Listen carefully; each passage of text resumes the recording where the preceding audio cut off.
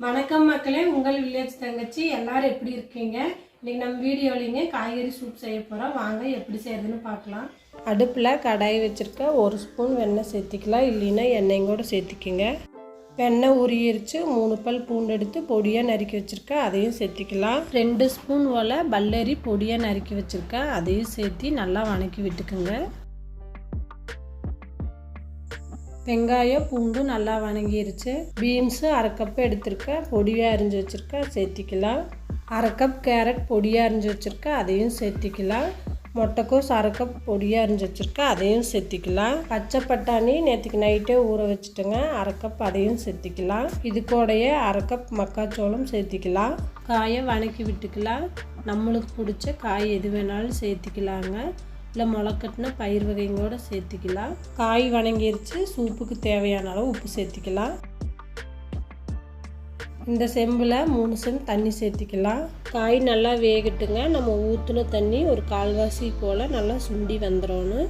நல்லா கலக்கி விட்டு மூடி வச்சிடலாம். ஒரு 20 நிமிஷம் வேகட்டுங்க, பார்க்கலாம். சூப் நல்லா கெட்டியாக வர்றதுக்கு 2 ஸ்பூன் மக்காச்சோளம் எடுத்துருக்கேன், மிக்ஸி ஜாரில் சேர்த்திக்கலாம். 1 ஸ்பூன் சோள மாவு சேர்த்திக்கலாம்.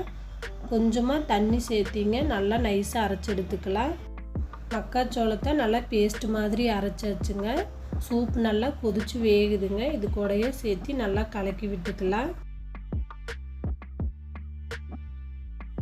சூப் ஒரு கொதி வந்துருச்சுங்க. 10 நிமிஷம் மூடி வச்சிடலாம், இன்னும் கொஞ்சம் கெட்டியாகட்டும்.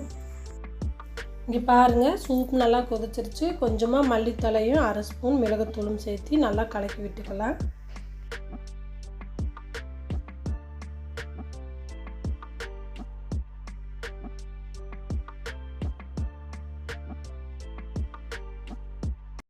காய்கறி சூப் ரெடி ஆயிடுச்சுங்க, குடிச்சு பார்த்தலாம்.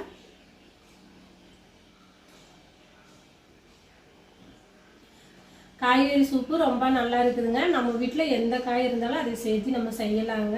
இது மாதிரி நீங்களும் செஞ்சு பாருங்க. செஞ்சு பார்த்து எப்படி இருக்குன்னு சொல்லுங்கள். இந்த வீடியோ உங்களுக்கு பிடிச்சிருக்குன்னு நினைக்கிறேன். லைக் பண்ணுங்கள், ஷேர் பண்ணுங்கள், சப்ஸ்கிரைப் பண்ணி பக்கத்தில் இருக்கிற பெல் பட்டன் அமுக்குங்க. இன்னொரு வீடியோவில் சந்திக்கலாம்.